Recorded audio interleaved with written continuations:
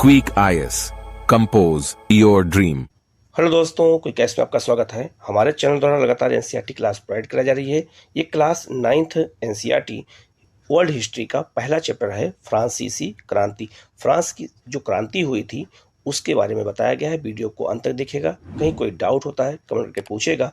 और ये टॉपिक ऐसा टॉपिक है जो मेंस में क्वेश्चन हमेशा पूछे जाते हैं सिविल सर्विस के एग्जाम में, इसलिए इस कॉन्सेप्ट को समझना बहुत जरूरी है। हम लोग शुरू करते हैं सीधे लेसन की ओर।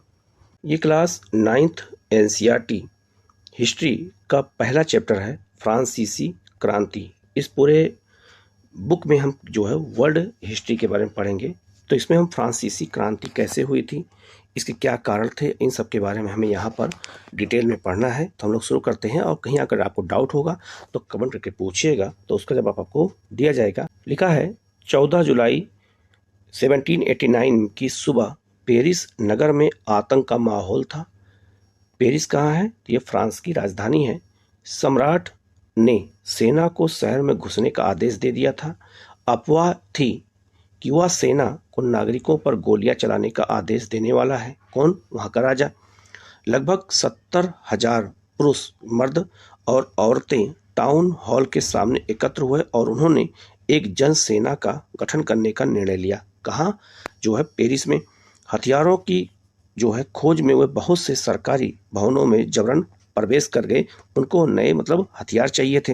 ये अभी केवल घटना के बारे में बताया जा रहा है। अब इसी कारण को आगे बढ़ेंगे फ्रांसीसी क्रांति में। तो लिखा है अंततः सैकड़ों लोगों का एक समूह पेरिस नगर के पूर्वी भाग की ओर चल पड़ा और जो है बास्तील किले की जेल को तोड़ डाला, जहां भारी मात्रा में गोला बारूद मिलने की संभावना थी।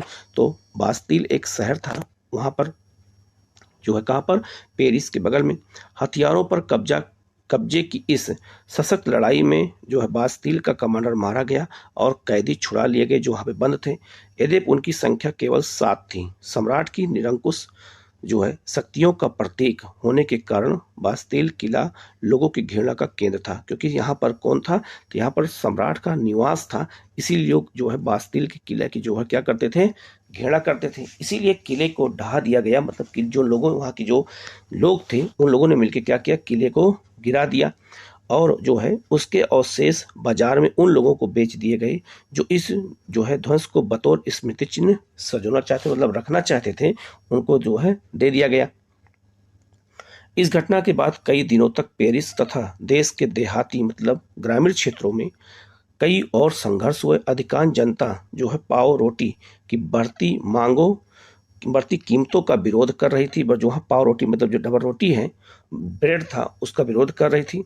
कीमतों का जो है बढ़ गई थी। बाद में इस दौर का जो है सिंहावलोकन करते हुए इतिहासकारों ने इसे एक लंबे घटनाक्रम की ऐसी शुरुआती कड़ियों के रूप में देखा जिनकी परिणति फ्रांस के सम्राट को फांसी दिए जाने से में हुई। तो वहाँ के जो है अंत में क्या हुआ कि वहाँ के सम्राट को लोग फांसी दे दिए क्रांति में। हालांकि उस समय अधिकांश लोगों को ऐसे नतीजे जो है कि उम्मीद नहीं थी। ऐसा क्यों और कैसे हुआ, अब इसी के बारे में हम आगे बढ़ेंगे। तो आप देख सकते हैं ये बास्तील का किला था जिसको ढहा दिया गया, जो राजा की जो है प्रतीक था और लोग इसे निरंकुशता का प्रतीक मानते थे। ठीक है, तो वही जो किला था जिसे जो है गिरा दिया गया था। ठीक है, फ्रांस की क्रांति में। अब आते हैं। लिखा है 18वीं सदी के उत्तरार्ध में फ्रांसीसी समाज, जो 18वीं शताब्दी का जो अगर हम बात करें तो फ्रांसीसी समाज कैसा था, और जब हम फ्रांसीसी समाज को समझ लेंगे तब जो है हमें समझना चीज़ें और आसान हो जाएगा। तो पहले हम यहाँ पे समझेंगे।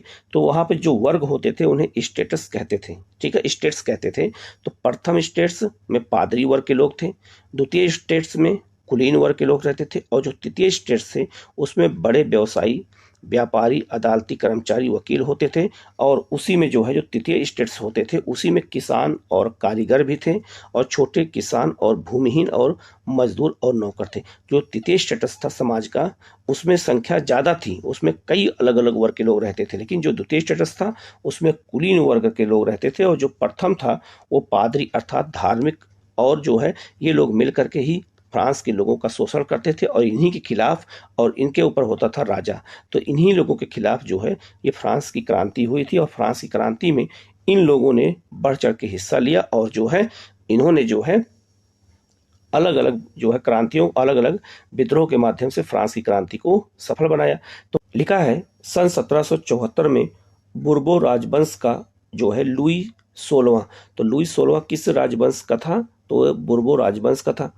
फ्रांस की गद्दी पर आसीन हुआ, मतलब फ्रांस की गद्दी पर बैठ गया। ठीक है। उस समय उसकी उम्र केवल 20 साल थी और उसका विवाह ऑस्ट्रिया की राजकुमारी मेरी एंतोएनतेन से हुआ था और राज्यारोहण के समय उसने राजकोष खाली पाया। जब वो गद्दी पर बैठा तो राजकोष क्या था? पूरा खाली पाया, क्योंकि उसके जो पहले के जो उसके जो पूर्वज थे उन्होंने जो है राजकोष को क्या कर दिया? पूरा खाली कर दिया। लंबे समय तक चले युद्धों के कारण फ्रांस के वित्तीय संसाधन नष्ट हो चुके थे। मतलब जब वो गद्दी पर बैठा तो उसके सामने बहुत बड़ी समस्याएं लुईस 16वें के सामने थी। वर्साई के विशाल महल और राज दरबार की शानो शौकत बनाए रखने की फिजूल खर्ची का बोझ अलग से था। तो उस लुईस 16वें के शासनकाल में जो है फ्रांस ने अमेरिका के 13 उपनिवेशों को साझा शत्रु ब्रिटेन से आज़ाद करने में सहायता भी की थी। तो जब वहाँ पर अमेरिका में युद्ध चल रहा था तो फ्रांस ने अमेरिका की मदद की थी और 13 उपनिवेश को आज़ाद कराने में तो वहाँ भी बहुत सारा पैसा लग गया। ठीक है। कहाँ पर? अमेरिका में। इस युद्ध के चलते फ्रांस पर 10 अरब लिब्रे से भी अधिक का कर्ज और जुड़ गया। तो फ्रांस क्या हो गया? और ऋणी हो गया। तो फ्रांस की क्रांति क्यों आई थी? तो यही सब कारण थे उसके। जबकि उस पर पहले से ही 2 अरब लिब्रे का बोझ चढ़ा हुआ था। सरकार से कर्जदाता अब 10% ब्याज की मांग करने लगे थे। फलस्वरूप फ्रांसीसी सरकार अपने बजट का बहुत बड़ा हिस्सा दिनों दिन बढ़ते जा रहे कर्ज को चुकाने पर मजबूर थी। अपने नियमित खर्चों जैसे सेना के रखरखाव, राज दरबार, सरकारी कार्यालय और विश्वविद्यालय को चलाने के लिए फ्रांसीसी सरकार करों में वृद्धि के लिए बाध्य हो गई। तो कर में वृद्धि करने लगी और जब कर में वृद्धि करेगी तो आम जनता नाराज हो जाएगी। पर यह कदम भी नाकाफी था। 18वीं सदी में फ्रांसीसी समाज 3 स्टेटस में बटा हुआ था। केवल तीसरे स्टेट्स के लोग थे वो जनसाधारण ही कर अदा करते थे। तो कर कौन अदा करता था? जो तीसरा स्टेट्स था वही कर अदा करता था। तो इसका मतलब है कि और यही वर्ग था, इसी वर्ग ने फ्रांसीसी क्रांति को संपन्न भी किया था और इसी ने विद्रोह किया था। क्यों? क्योंकि कर यही लोग देते थे। यहाँ लिखा भी है जो आपका कुलीन वर्ग है, पादरी वर्ग है, वो कर कभी नहीं देता था। ठीक है। तो समाज में यही 3 वर्ग के लोग थे। लिखा है वर्गों के विभाजित फ्रांसीसी समाज मध्यकालीन सामंती व्यवस्था का अंग था। मतलब यहाँ सामंती व्यवस्था ज्यादा थी। प्राचीन राजतंत्र का पद जो है का प्रयोग जो है सामान्यतः 1789 से पहले के फ्रांसीसी समाज और संस्थाओं के लिए होता था। ठीक है। अगर लिखा फ्रांसीसी समाज जो है कि वर्ग व्यवस्था को दर्शाता है। जो यहाँ पे ग्राफ बनाया गया है जो आपने देखा अभी, पूरी आबादी में लगभग 90% किसान थे। तो सबसे अधिक जो है फ्रांस में क्या थे? किसान थे। और आज भी फ्रांस को एक कृषि प्रधान देश के रूप में याद करते हैं। ठीक है। लेकिन जमीन के मालिक किसानों की संख्या बहुत कम थी। इसका मतलब है कृषि मजदूर अधिक थे। लगभग 60% जमीनों पर कुलीनों, चर्च और तीसरे स्टेटस के अमीरों का अधिकार था। तो जिसमें कुछ जो वकील थे, डॉक्टर थे, उनका अधिकार था। प्रथम 2 स्टेट्स कुलीन वर्ग और पादरी वर्ग के लोगों को कुछ विशेषाधिकार उनको जन्म के साथ ही मिल जाता था। कुछ विशेषाधिकार क्या था? कि उनको शान शौकत से रहना था, उन्हें कर नहीं देना होता था। ठीक है। इनमें से सबसे महत्वपूर्ण विशेषाधिकार था राज्य को दिए जाने वाले करों से छूट। तो ये लोग कर नहीं देते थे। कौन कौन से? पादरी वर्ग और कुलीन वर्ग के लोग। कुलीन वर्ग को कुछ अन्य सामंती विशेषाधिकार भी हासिल थे। वह किसानों से सामंती कर वसूला करते थे। तो जो सामंती कुलीन वर्ग होते थे ये सामंती विशेषाधिकार था और ये जो है किसानों से कर भी वसूलते थे। किसान अपने स्वामी की सेवा स्वामी के घर और खेतों में काम करना, सैन्य सेवाएं देना और सड़कों के निर्माण में सहयोग आदि करने के लिए बाध्य करते थे। तो किसान खेती के साथ साथ और भी काम करता था। क्या करता था? वो घरों में जाकर के सेवा भी करता था, खेतों में भी काम करता था, सैन्य सेवा भी करता था और सड़कों के निर्माण में भी इन्हीं किसानों को ही लगा दिया जाता था। ठीक है। तो इसका मतलब है कि किसान ज्यादा वहाँ क्या थे? मतलब शोषित हो रहे थे। तो यही सी बात है कि वो विद्रोह करेंगे ही। लिखा है चर्च भी किसानों से करों का एक हिस्सा जो है ताहिद धार्मिक कर के रूप में वसूलता था। तो याद रखना जो पादरी थे, जो चर्च के पादरी होते थे वो भी किसानों से कर वसूलते थे और जो है आपका कुलीन वर्ग है वो भी कर वसूलता था। तो सारा बोझ किस पे पड़ेगा? किसान पे। तो किसान जाहिर सी बात विद्रोह करने को तैयार होगा। ऊपर से तीसरे स्टेट्स के तमाम लोगों को सरकार को तो कर चुकाना ही होता था। इन करों को टाइल प्रत्यक्ष कर और अनेक अप्रत्यक्ष कर शामिल थे। जो तीसरा स्टेट्स था उसी को सारा जो है कर देना पड़ता था। अप्रत्यक्ष कर नमक और तंबाकू जैसी रोजाना उपभोग की वस्तुओं पर लगाया जाता था। तो जो नमक कर है उस पर, तंबाकू पर कर लगाते थे। तो जो रोजमर्रा की चीजें हैं अगर उस पर कर लगाओगे तो आम जनता और परेशान होगी। इस प्रकार राज्य के वित्तीय काम काज का सारा बोझ करों के माध्यम से जनता वहन करती थी। तो सारा बोझ करों का जो कर टैक्स होता था कौन वहन करता था? तो आम जनता करती थी। ठीक है, यहाँ लिखा भी है जो है लिब्रे जो है फ्रांस की मुद्रा, जिसे जो है 1794 में समाप्त कर दिया गया था। तो लिब्रे जो भी शब्द आया था। स्टेट्स क्या है? क्रांति पूर्व फ्रांसीसी समाज में सत्ता और सामाजिक हैसियत को अभिव्यक्त करने वाली श्रेणी थी। जिसे हम हमारे यहाँ अमीर वर्ग, मध्यम वर्ग, निम्न वर्ग कहते हैं, वहाँ उसे हम क्या कहते थे? फ्रांस में स्टेट्स कहते थे। पादरी वर्ग क्या था? ये चर्च के विशेष कार्यों को करने वाले व्यक्तियों के सम्मुख होते थे। टाइद क्या होता था? चर्च द्वारा वसूल किया जाने वाला एक कर होता था। यह कर कृषि उपज के 10वें हिस्से के रूप में लिया जाता था। और टाइल क्या था? सीधे राज्य को अदा किया जाने वाला कर था। और ये सारे कर का बोझ किस पे होता था? किसानों पे होता था। तो किसान की संख्या ज़्यादा थी, वही लोग टैक्स देते थे, इसीलिए ज़्यादा वहाँ विद्रोह शुरू हो गया। आप देख सकते हैं ये टैक्स जो है कैसे वसूला जा रहा है। उसी चीज़ को यहाँ पर एक जो है चित्र के माध्यम से दिखाया गया है कि एक किसान जो है कैसे आ करके फल और एक दोनों टैक्स दोनों ला करके दे रहा है, अनाज भी ला के दे रहा है। और जो है एक कुलीन वर्ग के लोग हैं, ये तो यहाँ लिखा भी है, कुलीन व्यक्ति जो है बैठा हुआ है और आ करके ये इनसे वसूली कर रहा है। ठीक है, तो कुलीन वर्ग कुर्सी पे बैठ के छड़ी लेकर के और राजा की तरह जो है व्यवहार कर रहे हैं। ठीक है, और ये जो है किसान हैं जो है लाचार हैं और इनको जो है इनके लिए जो है काम कर रहे हैं। तो इसको एक दिया है मकड़ा और मक्खी। तो मकड़ा कौन है? तो मकड़ा की संज्ञा दी गई है जमींदारों को। ये कुलीनों को मकड़ा कहा गया है, कुलीनों को मकड़ा कहा गया है। और मक्खी कहा गया है किसको? तो ये जो है किसानों को। तो जो है मकड़ा क्या करता है? जाल में किसको फंसा लेता है? मक्खी को। तो उसी की उपमा यहाँ पर दी गई है। आगे लिखा है जीने का संघर्ष। लिखा है फ्रांस की जनसंख्या सन 1715 में 2.3 करोड़ थी, जो 1789 जब फ्रांस की क्रांति हुई 1789 में हुई थी, उस समय बढ़कर 2.8 करोड़ हो गई। तो जनसंख्या जो है 1715 से लेकर 1789 के बीच में जो है 2.8 करोड़ हो गई। परिणाम स्वरूप क्या हुआ? अनाज उत्पादन की तुलना में उसकी मांग काफी तेजी से बढ़ गई। अनाज तो कम उत्पादन हो रहा है लेकिन जनसंख्या अधिक हो गई, इस कारण उसकी मांग क्या हो गई? ज्यादा हो गई। अधिकांश लोगों के मुख्य खाद्य पाव रोटी, जिसे हम डबल रोटी कहते हैं, ब्रेड कहते हैं, पाव रोटी की कीमत में तेजी से वृद्धि हुई। अधिकतर जो है कामगार कारखानों में मजदूरी करते थे और उनकी मजदूरी मालिक तय करते थे, लेकिन मजदूरी महंगाई की दर से नहीं बढ़ाई जाती थी। तो जितनी महंगाई थी उस हिसाब से इनको जो है मजदूरी नहीं मिलती थी। फलस्वरूप अमीर गरीब की खाई चौड़ी होती चली गई। तो कुछ लोग अमीर होते चले गए और कुछ लोग गरीब होते चले गए। स्थितियां तब और बदतर हो जाती है जब सूखे या ओले के प्रकोप से पैदावार गिर जाती। तो जो कभी कभी सूखा और ओला पड़ जाता था तो पैदावार गिर जाती थी, लेकिन फिर भी उनसे कर वसूला जाता था। इससे रोजी रोटी का संकट पैदा हो जाता था और ऐसे जीविका संकट प्राचीन राजतंत्र के दौरान फ्रांस में जो है काफी आम थे। तो इस तरह की घटनाएं फ्रांस में लगातार होती रहती थी। यहाँ नया शब्द क्या आया?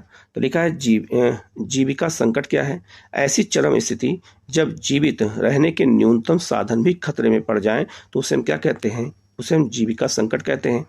अनाम क्या है?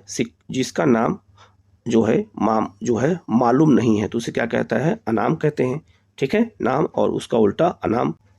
हम लोग आगे बढ़ते हैं। लिखा है उभरते मध्यम वर्ग ने विशेषाधिकारों के अंत की कल्पना की। तो जो उभरता हुआ जो मध्यम वर्ग था वो विशेषाधिकारों के अंत की कल्पना करने लगा कि जो विशेषाधिकार उनको मिले हैं वो खत्म हो और हमें भी मिलने चाहिए। तो लिखा है पहले भी कर बढ़ने और अकाल के समय जो है किसान और कामगार विद्रोह कर चुके थे, परंतु उनके पास सामाजिक और आर्थिक व्यवस्था में बुनियादी बदलाव लाने के लिए साधन और कार्यक्रम नहीं थे। ये जिम्मेदारी तीसरे स्टेटस के उन समूहों ने उठाई जो समृद्ध और शिक्षित होकर के नए विचारों के संपर्क में आ सकते थे। जो बुद्धिजीवी जो थे उन लोगों को क्या, वो लोग इसी वर्ग में थे, तो उन लोगों की जिम्मेदारी बढ़ गई। आगे लिखा है 18वीं सदी में एक नए सामाजिक समूह का उदय हुआ जिसे मध्य वर्ग कहा गया। तो याद रखना 18वीं शताब्दी में वहाँ पर एक नया वर्ग उदय हुआ जिसे हम मध्य वर्ग कहते हैं, जिसने फैलते समुद्र पारीय व्यापार और ऊनी और रेशमी वस्त्रों के उत्पादन में के बल पर संपत्ति अर्जित की। तो जो मध्यम वर्ग था वो क्या करता था, तो व्यापार करने लगा, समुद्र उस पार मतलब अंतर्राष्ट्रीय व्यापार, ऊनी और रेशमी वस्त्रों का व्यापार करने लगा और उसकी संपत्ति बढ़ गई। ऊनी और रेशमी कपड़ों का या तो वह निर्यात किया जाता था या समाज के समृद्ध लोग इसे खरीद लेते थे। तीसरे स्टेटस में इन सौदागरों और निर्माताओं के अलावा प्रशासनिक सेवा और वकील जैसे पेशेवर लोग भी शामिल थे। तो तीसरे वर्ग में ऐसा नहीं किसान ही थे, ऊपर आपने देखा था, इसमें वकील और जो है प्रशासनिक अधिकारी और सौदागर और निर्माता भी होते थे। ये सभी पढ़े लिखे थे और इनका मानना था कि समाज के किसी भी समूह के पास जो है जन्मना विशेषाधिकार नहीं होना चाहिए। मतलब ये कहते थे कि जो व्यक्ति, इनका कहना यह था कि जो व्यक्ति जन्म लेता है तो उसके साथ उसे विशेषाधिकार नहीं मिलना चाहिए, जैसा अधिकार कुलीन वर्ग के बच्चों को और पादरी के बच्चों को मिला था, वो जन्म लेते ही उनको अधिकार मिल जाता था। तो इसका ये लोग विरोध करते थे। किसी भी व्यक्ति की सामाजिक हैसियत का आधार उसकी योग्यता ही होनी चाहिए। स्वतंत्रता, समान नियमों और जो है समान अवसरों के विचार पर आधारित समाज ही यह परिकल्पना जॉन लॉक और जो है याक रूसो जैसे दार्शनिकों ने प्रस्तुत किया। अपने टू ट्रीटाइजेज ऑफ गवर्नमेंट में लॉक ने, हॉब्स लॉक रूसो सुना होगा आप लोगों ने, तो लॉक भी एक विद्वान थे। लॉक ने राजा के जो है दैवीय और निरंकुश अधिकारों के जो है सिद्धांत का खंडन किया। इस दैवीय सिद्धांत क्या होता राजा का, कि राजा को जो ये माना जाता था कि इन्हें देवताओं द्वारा अधिकार प्राप्त है, ठीक है, और ये देवताओं द्वारा उत्पन्न होते हैं, और ये निरंकुश मतलब तानाशाही जो अधिकार थे। रूसो ने इसी विचार को आगे बढ़ाते हुए जनता और उसके प्रतिनिधियों के बीच एक सामाजिक अनुबंध पर आधारित सरकार का प्रस्ताव रखा। किसने? रूसो ने रख दिया। मॉन्टेस्क्यू ने the spirit of the laws नामक रचना में सरकार के अंदर विधायिका, कार्यपालिका और न्यायपालिका के बीच सत्ता विभाजन की बात की। तो शक्ति का पृथक्करण सिद्धांत कौन दिया था? मॉन्टेस्क्यू ने दिया था। अब जब संयुक्त राज्य अमेरिका में 13 उपनिवेशों ने ब्रिटेन से खुद को आज़ाद घोषित किया तो वहाँ इसी मॉडल की सरकार बनी। कहाँ पर? अमेरिका में। तो अमेरिका में विधायिका, कार्यपालिका, न्यायपालिका सब अलग थी, तो उसका प्रभाव फ्रांस पे भी पड़ा और फ्रांस के लोगों ने भी यही सोचा कि हमारे यहाँ भी ऐसी ही व्यवस्था होनी चाहिए जैसा अमेरिका में हो गया। फ्रांस के राजनीतिक चिंतकों जो आप पढ़ रहे हैं, हॉब्स, लॉक, रूसो, मॉन्टेस्क्यू, इन्हें हम चिंतक कहते हैं या राजनीतिक चिंतक कहलाते हैं, ठीक है। तो राजनीतिक चिंतकों के जो है लिए अमेरिकी संविधान और उसमें से दी गई व्यक्तिगत अधिकारों की गारंटी प्रेरणा का एक महत्वपूर्ण स्रोत बन गई। तो राजनीतिक जो चिंतक थे फ्रांस के, हॉब्स, लॉक, रूसो, मॉन्टेस्क्यू, ये अमेरिका के संविधान से बहुत प्रभावित हुए और इन लोगों ने सोचा कि जो व्यवस्था अमेरिका में अपनाई गई है यही व्यवस्था फ्रांस में भी होनी चाहिए। तो इन लोगों ने प्रोत्साहित कर दिया। दार्शनिकों के इन विचारों पर काफ़ी हाउसों और सैलॉन की गोष्ठियों में गर्मा गर्म बहस शुरू हो गई। मतलब कि जहाँ जहाँ भी लोग मिलते थे, चाहे कोई घर में बैठे हों, कहीं कॉफ़ी हाउस में बैठे हों, होटल में बैठे हों, तो लोग वहाँ पे चर्चा करना शुरू कर दिए इन दार्शनिकों की बातों कि हाँ, कार्यपालिका होनी चाहिए, विधायिका होनी चाहिए, न्यायपालिका होनी चाहिए। और पुस्तकों और अखबारों के माध्यम से जो है इनका व्यापक प्रचार प्रसार हुआ।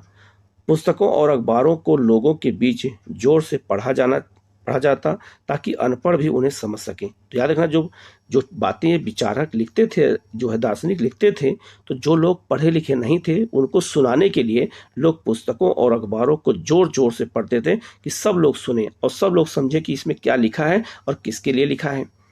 इसी समय जो है लुई 16वें द्वारा राज्य के खर्चों को पूरा करने के लिए फिर से कर लगाने की खबर से विशेषाधिकार वाली जो है व्यवस्था के विरुद्ध गुस्सा भड़क गया। तो जब देखा गया लुई 16वें ने जैसे ही कर की मात्रा को बढ़ाया वैसे ही लोग क्या हो गए, भड़क गए और उन्होंने कहा कि अब हम कर नहीं देंगे और इसके स्थान पर हम विद्रोह करेंगे। और यहीं से जो है फ्रांसीसी क्रांति क्या हो गई, शुरू हो गई। ठीक है। अब हम लोग आगे बढ़ते हैं। लिखा है क्रांति की शुरुआत। तो क्रांति की क्या हो गई, शुरुआत कैसे होती है, तो लिखा है आगे। पिछले भाग में आप देख चुके हैं कि किन कारणों से लुई जो है 16वें ने कर बढ़ा दिए थे। तो कर क्यों बढ़ाया था, क्योंकि राज्य पर बोझ क्या हो गया था, अधिक हो गया था। क्या आप सोच सकते हैं कि उसने ऐसा कैसे किया होगा। प्राचीन राजतंत्र के तहत फ्रांसीसी सम्राट अपनी मर्जी से कर नहीं लगा सकता था। मतलब ये हुआ कि पहले सम्राट अपनी मर्जी से कर नहीं लगा सकता था जब तक जो है प्रतिनिधि सभा की बैठक ना बुलाई जाए। तो जब प्रतिनिधि सभा की बैठक बुलाई जाती थी तभी कर बढ़ा सकता था, और मंजूरी मिलने के बाद। तो क्या लिखा है आगे, इसके लिए उसे स्टेटस जनरल प्रतिनिधि सभा की बैठक बुला करके नए करों के अपने प्रस्ताव पर मंजूरी लेनी पड़ती थी। ऐसा प्राचीन काल में व्यवस्था थी। स्टेटस जो है जनरल एक राजनीतिक संस्था थी जिसमें तीनों स्टेटस अपने अपने प्रतिनिधि भेजते थे। तो तीनों स्टेटस मतलब कौन कौन हो गया, कुलीन वर्ग, पादरी वर्ग और साधारण लोग। लेकिन सम्राट ही यह निर्णय करता था कि इस संस्था की बैठक कब बुलाई जाए। इसकी अंतिम बैठक 1614 में बुलाई गई थी। तो याद रखना, जो ये प्रतिनिधि सभा, इसकी बैठक बुलाने का अधिकार किसके पास था, सम्राट के पास था, और सम्राट बैठक को बुलाता नहीं था। तो अंतिम बैठक कब बुलाई गई, 1614 में, और क्रांति कब हो रही है, 1789 में। तो इसका मतलब है जानबूझकर बैठक नहीं बुलाई जाती थी। फ्रांसीसी सम्राट लुई 16वें ने 5 मई 1789 को नए करों के प्रस्ताव के अनुमोदन के लिए स्टेटस जनरल की बैठक बुला लिया। तो सम्राट ने क्या किया, जब कर में वृद्धि करना था तो इन्होंने क्या किया, ये स्टेटस जनरल की बैठक को क्या किया, बुला लिया। प्रतिनिधियों की मेजबानी के लिए वर्साय के एक आलीशान मतलब भवन को सजाया गया जहाँ पे बैठक होना था। पहले और दूसरे स्टेटस ने इस बैठक में अपने 300 प्रतिनिधि भेजे जो अपने आमने सामने की कतारों में बैठ गए सबसे आगे की ओर। कौन कौन से लोग, तो पहले और दूसरे मतलब पादरी और कुलीन लोग 300 प्रतिनिधि भेजे जो सबसे आगे जाकर के बैठ गए। ठीक है, जो तीसरा स्टेटस था, ठीक है, तीसरे स्टेट्स के 600 प्रतिनिधि तो उनके पीछे खड़े कर दिए गए, मतलब उन्हें बैठने का स्थान भी नहीं दिया गया। तीसरे स्टेट्स के प्रतिनिधित्व जो है इसके अपेक्षाकृत समृद्ध और शिक्षित वर्ग के थे। किसानों, औरतों और कारीगरों का सभा में प्रवेश वर्जित था। तो जो तीसरा स्टेटस था इसमें किसान, औरतें और कारीगर भी आते थे, लेकिन इनको बाहर कर दिया गया। लेकिन जो उसमें वकील, प्रशासनिक अधिकारी, डॉक्टर होते थे जो इस वर्ग में आते थे, इसके अलावा किसानों के अलावा उनको जो है सभा में बैठने की अनुमति दी गई, लेकिन किसानों, औरतों और कारीगरों को इसमें बैठने की अनुमति नहीं दी गई। और क्यों बुलाया गया था, तो करों में वृद्धि के लिए। फिर भी लगभग 40,000 पत्रों के माध्यम से उनकी शिकायतों और मांगों की सूची बनाई गई जिसे प्रतिनिधि अपने साथ लेकर के आए थे। तो जो 600 लोग आए थे तीसरे स्टेट्स के प्रतिनिधि, ये सब क्या थे, 40,000 पत्रों में जो है शिकायतों को लेकर के आए थे उस सभा में। स्टेटस जनरल के नियमों के अनुसार प्रत्येक वर्ग को एक मत देने का अधिकार था, मतलब वहाँ सब एक ही मत दे सकते थे। इस बार भी लुई जो है 16वें इसी प्रथा का पालन करने के लिए जो है दृढ़ प्रतिज्ञ था, मतलब वो तैयार था। परंतु तीसरे वर्ग के प्रतिनिधियों ने मांग रखी, जो तीसरा वर्ग था उसने मांग रखी कि अब की बार पूरी सभा द्वारा मतदान कराया जाना चाहिए, क्योंकि इनकी संख्या क्या थी, 600, ठीक है, जिसमें प्रत्येक सदस्य को एक मत देने का अधिकार होगा। ये किसने मांग किया, तीसरे स्टेटस ने। जबकि यहाँ पे क्या था कि एक मत देने का अधिकार सबको था, एक वर्ग से एक ही मत दे सकता है, लेकिन इस बार मांग किया गया कि जो लोग बैठे हैं सबको मत देने का अधिकार दिया जाए। ये तीसरे वर्ग ने मांग किया। यह एक लोकतांत्रिक सिद्धांत था जिसे मिसाल के तौर पर रूसो ने अपनी पुस्तक द सोशल कॉन्ट्रैक्ट में प्रस्तुत किया था। तो रूसो के विचार से ही प्रभावित होकर के इन लोगों ने ऐसा मांग कर दिया। जब सम्राट ने इस प्रस्ताव को अस्वीकार किया तो तीसरे स्टेटस के प्रतिनिधि विरोध करते हुए सभा से बाहर चले गए। तो जो तीसरे स्टेटस के लोग थे वो क्या हो गए, वो बाहर चले गए, क्योंकि कहा कि अगर हमारी बात नहीं मानी जाएगी तो हम क्या हो जाएंगे, बाहर हो जाएंगे। ये लोग सभा से क्या हो गए, बाहर हो गए। तीसरे स्टेट्स के प्रतिनिधि खुद को संपूर्ण फ्रांसीसी राष्ट्र का प्रवक्ता मानते थे। कौन, तीसरे स्टेटस के लोग, क्योंकि इसमें पढ़े लिखे लोग भी थे। 20 जून को ये प्रतिनिधि वर्साय के इंडोर टेनिस कोर्ट में जमा हुए। उन्होंने अपने आप को नेशनल असेंबली घोषित कर दिया। तो नेशनल असेंबली तीसरे स्टेटस के लोगों ने ही घोषित कर दिया, स्टेट्स के लोगों ने ही, कि हम ही नेशनल असेंबली हैं। और शपथ ली कि जब तक सम्राट की शक्तियों को कम करने वाला संविधान तैयार नहीं किया जाएगा तब तक असेंबली भंग नहीं होगी। इन लोगों ने कह दिया। उसका नेतृत्व मिराबियो और आबे सिए ने किया। उस बैठक का मिराबियो का जन्म कुलीन परिवार में हुआ था, लेकिन वह सामंती विशेषाधिकारों वाले समाज को खत्म करने की जरूरत से सहमत था। उसने एक पत्रिका निकाली और वर्साय में जुटी भीड़ के समक्ष जोरदार भाषण भी दिया। ऑवेसिये मूलतः पादरी था और उसने तीसरा स्टेट्स क्या है शीर्षक से एक अत्यंत महत्वपूर्ण प्रचार पत्रिका पंपलेट भी छापा था। ठीक है, तो यही दो लोग थे जो इस क्रांति में लोगों को भड़काना क्या किया, शुरू कर दिया, तीसरे वर्ग के लोगों को। जिस वक्त नेशनल असेंबली संविधान का प्रारूप तैयार करने में व्यस्त थी, पूरा फ्रांस आंदोलित हो उठा। तो जो नेशनल असेंबली इन लोगों ने घोषित कर रखा था, इन्होंने संविधान का प्रारूप बनाना क्या कर दिया, शुरू कर दिया, और पूरे फ्रांस में आंदोलन एक तरफ शुरू हो गया। कड़ाके की ठंड के कारण फसल मारी गई और पाव रोटी मतलब जो ब्रेड था की कीमतें आसमान छूती जा रही थी, क्योंकि कीमतें बढ़ती जा रही हैं। एक तरफ अधिक ठंड पड़ने के कारण फसल नष्ट हो गई। बेकरी मालिक स्थिति का फायदा उठाते हुए जमाखोरी में जुट गए, मतलब वो जमा करने लगे और बेचना बंद कर दिया, जिससे और महंगाई बढ़ने लगी। बेकरी की दुकानों पर घंटों के इंतजार के बाद गुस्साई औरतों की भीड़ ने दुकान पर धावा बोल दिया और दूसरी तरफ सम्राट ने सेना को पेरिस में प्रवेश करने का आदेश दे दिया, उनको काबू करने के लिए। क्रुद्ध भीड़ ने 14 जुलाई को बास्तील पर धावा बोलकर उसे नेस्तानाबूद कर दिया। मतलब नेस्तानाबूद मतलब होता है उसे ध्वस्त कर दिया, गिरा दिया। तो जो राजा का महल था बास्तील, उसको क्या किया, जब भीड़ ने गिरा दिया 14 जुलाई को। देहाती मतलब ग्रामीण इलाकों में गांव या अफवाह फैल गई कि जागीरों के मालिकों ने भाड़े पर लठैतों और लुटेरों के गिरोह बुला लिए हैं, जो पक्की फसलों को तबाह करने निकल पड़े हैं। ये गांव में अफवाह फैल गई कि अब फसलों को नष्ट करने के लिए लोग तैयार हो गए हैं, कुलीन वर्ग। कई जिलों में भय से आकांत होकर किसानों ने कुदालों और बेलचों, जो कुदार और बेलचा होता है, से ग्रामीण किलों पर आक्रमण कर दिए। उन्होंने अन्न भंडारों को लूट लिया और लगान संबंधी दस्तावेजों को जलाकर राख कर दिया। कुलीन बड़ी संख्या में अपनी जागीरें छोड़कर भाग गए। बहुतों ने तो पड़ोसी देशों में जाकर के शरण लिया, जैसे जर्मनी में जाकर के या बेल्जियम में। अपनी विद्रोही प्रजा की शक्ति का अनुमान करके लुई 16वें ने अंततः नेशनल असेंबली को मान्यता दे दी। तो जो नेशनल असेंबली बनी थी जनता द्वारा, तीसरे स्टेट्स द्वारा, उसको इन्होंने मान्यता दे दी। क्यों? क्योंकि इनको लग गया कि हमारी शक्ति अब कम होती जा रही है और विद्रोही बढ़ते जा रहे हैं।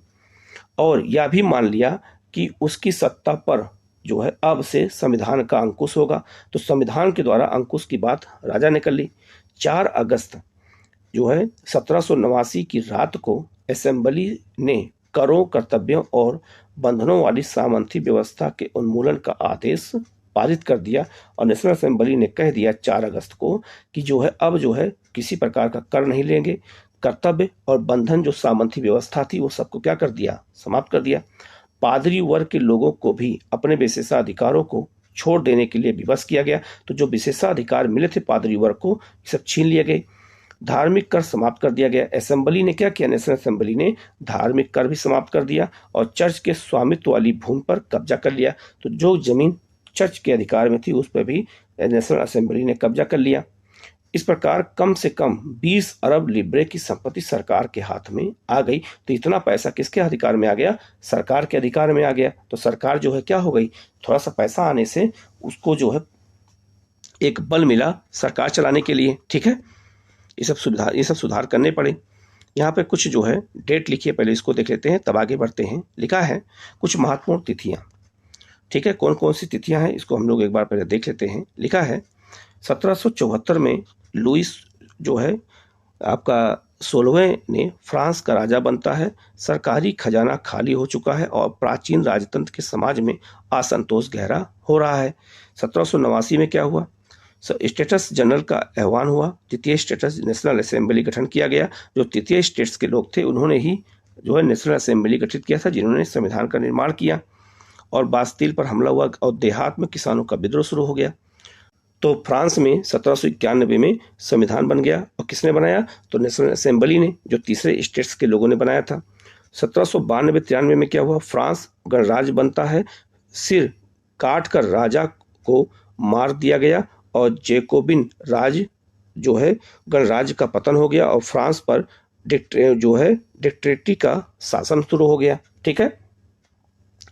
1804 में क्या हुआ?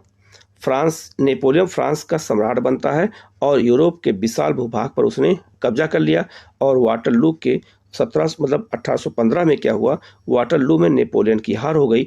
तो वाटरलू के मैदान में इंग्लैंड ने नेपोलियन को पराजित कर दिया और उसकी जो है हार हो गई। ठीक है। ये आप देख सकते हैं यहाँ पे वो तस्वीर दिखाई गई है। ये जो है शपथ लोग ले रहे हैं टेनिस कोर्ट में, जो वहाँ जो है नेशनल असेंबली जब बनाई गई थी तो वहाँ नेशनल असेंबली में सब लोग, ये देखिए आप, अलग अलग स्टेट, जो तीसरा स्टेटस है उसके लोग हैं और इसमें वकील भी हैं, कोई डॉक्टर है, कोई जो है बुद्धिजीवी है और सब टेनिस कोर्ट में शपथ ले रहे हैं। ठीक है, आप ये देख सकते हैं। ठीक है, उसी को यहाँ पर एक जो है पेंटिंग के माध्यम से समझाया गया है। और ये आपका है फ्रांस। तो ये फ्रांस का जो है एक मैप है। ये आपका स्पेन है, ये आपका भूमध्य सागर है, ये स्विट्जरलैंड है, ये आपका नीदरलैंड है। ठीक है, और इधर आपका बेल्जियम है। तो याद रखना, ये आपका वो फ्रांस का वो शहर है। अलग अलग शहरों के रूप दिखाए गए हैं कि कहाँ कहाँ विद्रोह हो रहा था, कहाँ कहाँ विद्रोह नहीं थे। तो भय के लहर से अप्रभावित क्षेत्र से कौन थे? हरा जो हरे कलर का है ये अप्रभावित क्षेत्र से थे। और जो है जहाँ विद्रोह हुआ था वो जो आपका गुलाबी कलर के, जहाँ विद्रोह की शुरुआत शुरू हो गई थी। ठीक है, और जो आपका ये व्हाइट कलर के दिख रहे हैं ये सब भय की लहर का विस्तार था। यहाँ सब विद्रोह हो चुका था, यहाँ पर विद्रोही कब्जा करना शुरू कर दिए थे, उसी चीज को यहाँ पर दिखाया गया था। ठीक है, अब आते हैं फ्रांस संवैधानिक राजतंत्र बन गया। तो संवैधानिक राजतंत्र कौन बन गया? फ्रांस बन गया। तो लिख रहा है नेशनल असेंबली ने सन 1791 में संविधान का प्रारूप पूरा कर लिया। इसका मुख्य उद्देश्य था सम्राट की शक्तियों को सीमित करना। तो नेशनल असेंबली ने जब संविधान बनाया तो मुख्य उद्देश्य क्या था कि जो सम्राट को असीमित शक्तियां मिली हैं उन शक्तियों को क्या कर दिया जाए? कम कर दिया जाए। एक व्यक्ति के हाथ में केंद्रीकृत होने के बजाय अब इन शक्तियों को विभिन्न संस्थाओं जैसे विधायिका में, कार्यपालिका में और न्यायपालिका में विभाजित और हस्तांतरित कर दिया जाए। तो पहले सारी शक्तियां राजा के पास थी और राजा ही विधायिका था, राजा ही कार्यपालिका था और राजा ही न्यायपालिका का काम करता था। तो यहाँ पर सम्राट की शक्तियों को कम कर दिया गया नए संविधान के द्वारा और शक्तियों का विभाजन कर दिया गया मॉन्टेस्क्यू के सिद्धांत के द्वारा। और नई विधायिका बनाई गई, नया कार्यपालिका बनाया गया और न्यायपालिका बनाई गई। इस प्रकार फ्रांस में संवैधानिक राजतंत्र की नींव रखी गई। ठीक है, और नई राजनीतिक व्यवस्था कैसे काम करती है इसी चीज को यहाँ पर एक डायग्राम के माध्यम से बना दिया गया है। तो इसको हमें समझना है और कैसे बताते हैं हम। देखो यहाँ से ध्यान देना, ये आपका नेशनल असेंबली। तो नेशनल असेंबली में 745 सदस्य थे। इसे वोट कौन देता था? 50,000 पुरुष। महिलाओं को वोट देने का अधिकार नहीं था। तो सक्रिय नागरिक मताधिकार प्राप्त लोग 2.8 करोड़ जनसंख्या में लगभग 40 लाख लोग ही, तो लगभग 50-40 लाख लोग ही वोट दे सकते थे। तो निर्वाचक जो होते थे, निर्वाचक को 50,000 पुरुष होते थे और वोट इतने लोग देते थे, 2.8 करोड़ लोग। ठीक है, इसके बाद नेशनल असेंबली क्या करती थी? वो सम्राट पर नियंत्रण रखती थी। तो सम्राट पर नियंत्रण नेशनल असेंबली रखेगी और नियंत्रण रखती थी मंत्रियों पर। तो जो मंत्री होते थे और सम्राट पर नियंत्रण नेशनल असेंबली रखना शुरू कर दिया। ठीक है, और याद रखना जो इन्हीं के वोट से जो है न्यायाधीशों का भी चुनाव होता था। तो कार्यपालिका और न्यायपालिका, विधायिका सबके काम को अलग अलग कर दिया गया। तो न्यायपालिका एक तरफ, कार्यपालिका और विधायिका को एक साथ जोड़ दिया गया और दोनों सबके काम को क्या किया गया? अलग अलग कर दिया गया। लेकिन वहीं पर निष्क्रिय नागरिक भी थे जिन्हें मताधिकार प्राप्त नहीं था। लगभग 30 लाख पुरुषों, महिलाओं और बच्चों, 25 वर्ष से कम उम्र के व्यक्तियों को मताधिकार प्राप्त नहीं था। तो जो 25 वर्ष एज प्राप्त कर लेता था उसी को वोट देने का अधिकार था, बाकी वोट देने का अधिकार किसी को नहीं था। ठीक है, अब आते हैं, लिखा है सन 1791 में संविधान ने कानून जो है बनाने का अधिकार नेशनल असेंबली को सौंप दिया।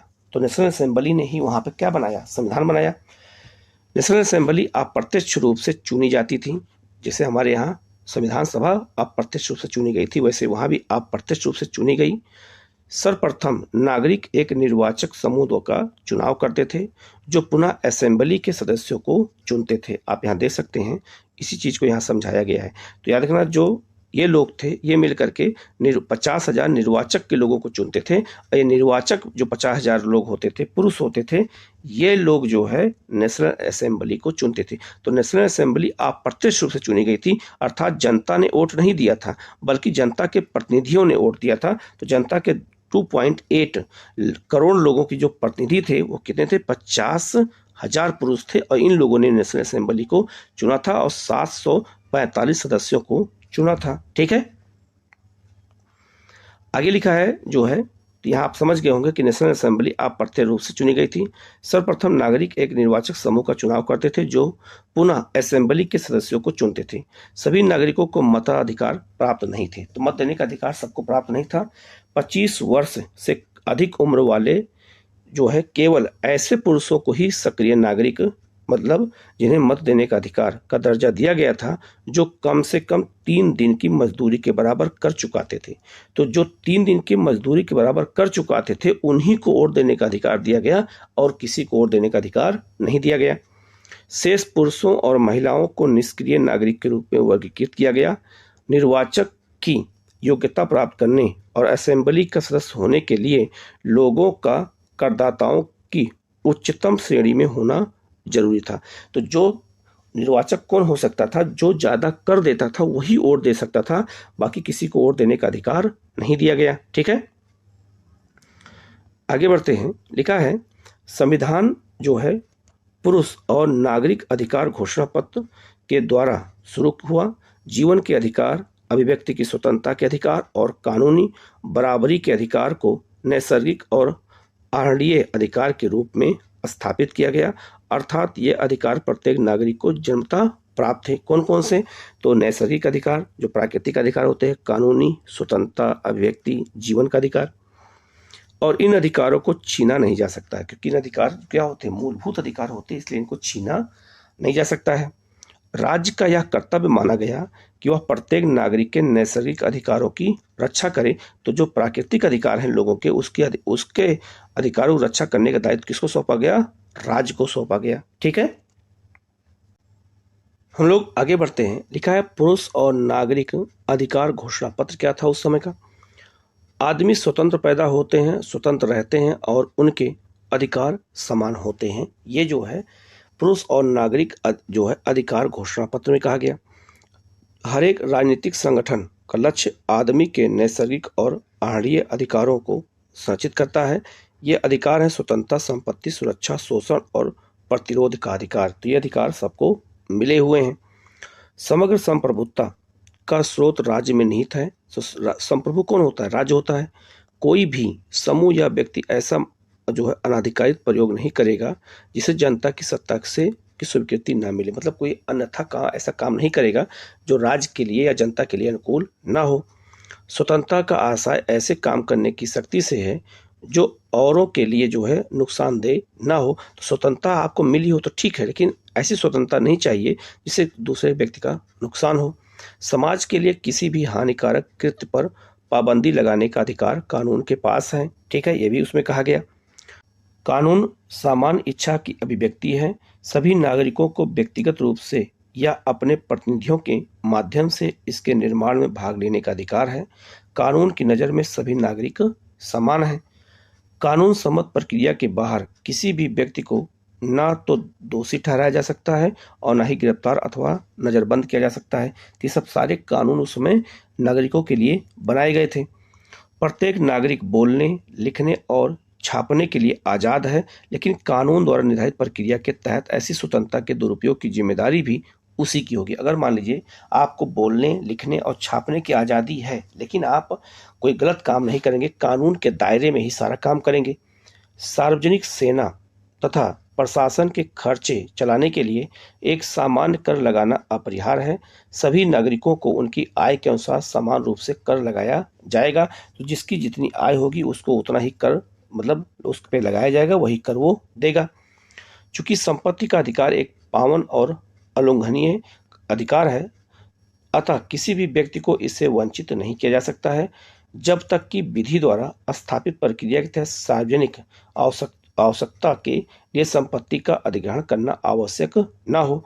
ऐसे मामलों में अग्रिम मुआवजा जरूर दिया जाना चाहिए। तो अगर हम किसी सार्वजनिक संपत्ति का अधिग्रहण करते हैं तो उसे अग्रिम मुआवजा दे दिया जाए। ठीक है, अब आगे बढ़ते हैं। तो फ्रांसीसी क्रांति में राजनीतिक जो है चिन्हों के मायने होते हैं। तो चिन्हों के क्या क्या मायने हैं, इसी चीज को हमें यहाँ पर समझना है। तो राजनीतिक प्रतीकों के मायने क्या होते हैं, तो जैसे यहाँ लिखा है टूटी हुई जंजीर, तो लिखा है दासों को बांधने के जंजीर का प्रयोग होता था। टूटी हुई जंजीर जो है उसकी आज़ादी का प्रतीक है। अगर टूटी हुई जंजीर दिख रही है तो दासों के आज़ादी का प्रतीक ये बताया गया उस समय। ठीक है, फ्रांसीसी क्रांति समय जो छड़ होती है, अगर छड़ को एक साथ बांध दिया जाए तो एकता का प्रतीक है। एकता में बल होता है। अगर हम एक साथ कई डंडी जो है लकड़ी को बांध देते हैं तो उसको तोड़ पाना आसान नहीं है, तो इसे हम एकता का प्रतीक माना गया। ठीक है, यहाँ एक त्रिभुज के अंदर रोशनी बिखेरती आंख है, आप देख सकते हैं जो है ये क्या था, तो याद रखना सूर्य की किरणें अज्ञात रूपी अंधेरे को मिटा देती हैं, ये उसका प्रतीक था। राजदंड था जो शाही जो है सत्ता का प्रतीक था। और अपनी जो है पूछ मुंह में लिए सांप, तो अपनी जो है जो पूछ है उसको मुंह में अगर सांप ले रहा है तो अंगूठी का कोई और छोर नहीं होता है। मतलब यह हुआ सनातनता का प्रतीक, मतलब जो सनातनता मतलब उसमें जो समानता था उसके प्रतीक को यहाँ पर बताया गया है। ठीक है, यहाँ लाल जो है ये फ्राइजियन टोपी अगर दिख रही है तो इसका मतलब यह है कि जो दास स्वतंत्र हो जाते थे वो यही टोपी लगाते थे, मतलब वो दास अब नहीं है, तो यही उनकी पहचान होती थी। जो नीला सफ़ेद लाल ये फ्रांस के राष्ट्रीय रंग होते थे। ठीक है, और यहाँ पर एक जो है डैनो वाली स्त्री जो है यह कानून का मानवीय रूप था। और विधि पट क्या होता था, ये विधि पट अगर कहीं लगा है दीवार पे तो कानून सबके लिए समान है और उसकी नज़र में सब बराबर हैं। इस तरह से पट लगा करके लोगों को कानून के प्रति बताया जाता था। ठीक है, अब आते हैं फ्रांस में राजतंत्र का उन्मूलन और गणतंत्र की स्थापना। और हमारे देश में जो गणतंत्र लिया गया है, हमारा देश गणतंत्र भी है, तो गणतंत्र जो हमारे देश का लिया गया है हमारे संविधान में, वो फ्रांसीसी क्रांति से ही लिया गया है। ठीक है, तो याद रखना फ्रांस में राजतंत्र का मतलब खत्म हो गया, उन्मूलन हो गया और गणतंत्र की स्थापना की गई। तो गणतंत्र मतलब ये हो गया कि अब जो फ्रांस का राजा होगा वो वंशानुगत नहीं होगा, वो जनता द्वारा चुना जाएगा। और हमारे देश में भी गणतंत्र का मतलब ये हो गया कि राष्ट्रपति वंशानुगत नहीं है, जबकि वो जनता द्वारा अप्रत्यक्ष रूप से चुना गया है, उसको हम गणतंत्र कहते हैं। तो याद रखना यहाँ राजा की राज सत्ता को समाप्त कर दिया गया और गणतंत्र की स्थापना की गई। तो लिखा है आगे, लिखा है कि फ्रांस की स्थिति आने वाले वर्षों में भी तनावपूर्ण बनी रही। यद्यपि लुई जो है 16वें ने संविधान पर हस्ताक्षर कर दिए, परंतु पर्सा के राजा ने जो है उसकी गुप्त वार्ता भी चल रही थी। ठीक है, तो पर्सा के जो राजा थे उनसे गुप्त वार्ता भी चल रही थी। तो इसका मतलब है कि ये नहीं चाहते थे कि राजतंत्र खत्म हो। शुरू में इन्होंने संविधान पर हस्ताक्षर तो कर दिया लेकिन बेमन से किया। फ्रांस की घटनाओं ने से अन्य पड़ोसी देशों के शासक भी चिंतित थे, इसीलिए 1789 की गर्मियों के बाद होने वाली ऐसी घटनाओं को नियंत्रित करने के लिए इन शासकों ने सेना भेजने की योजना बना ली। लेकिन जब तक इस योजना पर अमल होता, अप्रैल 1792 में नेशनल असेंबली ने पर्सा और ऑस्ट्रिया के विरुद्ध युद्ध की घोषणा का प्रस्ताव पारित कर दिया। तो जो नेशनल असेंबली थी वो पर्सा मतलब जर्मनी और ऑस्ट्रिया पर मतलब क्या किया, युद्ध की घोषणा कर दिया। ठीक है, प्रांतों से हजारों स्वयंसेवी सेना में भर्ती होने के लिए जमा होने लगे। उन्होंने इस युद्ध को यूरोपीय राजाओं और कुलीनों के विरुद्ध जनता की जंग के रूप में लिया। ठीक है, तो जो युद्ध शुरू हुआ उसको जनता ने अपने गौरव के रूप में लिया। उनके ओठों पर देशभक्ति के जो ताने थे उनमें कवि जो है राजेट दी लाइल द्वारा रचित मार्सिले भी थी। इस गीत मतलब यह गीत पहली बार मार्सिलेस के स्वयं सेविकों ने पेरिस की ओर कूच करते हुए गाया। तो उस समय जो गीत गाए जाते थे वो भी लोग प्रेरणा का स्रोत मानते, मतलब उससे लोग प्रेरित होते थे और आंदोलन के लिए तैयार हो जाते थे, उनके अंदर जोश आ जाता था। इसीलिए इस गाने का नाम जो है मार्सिले हो गया, जो अब फ्रांस का राष्ट्र गान हो गया। तो यही फ्रांस का राष्ट्र गान है, ये बात याद रखना। ठीक है, तो यही गा करके लोग कूच किए थे और राजा की सत्ता को खत्म करना चाहते थे। क्रांतिकारी युद्धों से जनता को भारी क्षति और आर्थिक कठिनाइयां झेलनी पड़ी क्योंकि जनता युद्ध लड़ रही थी। पुरुषों के मोर्चे पर चले जाने के बाद घर परिवार और रोजी रोटी की जिम्मेदारी औरतों के कंधों पर आ गई। तो जो पुरुष थे वो कहाँ चले गए युद्ध में, तो सारा काम किसके जिम्मे आ गया, महिलाओं के जिम्मे आ गया।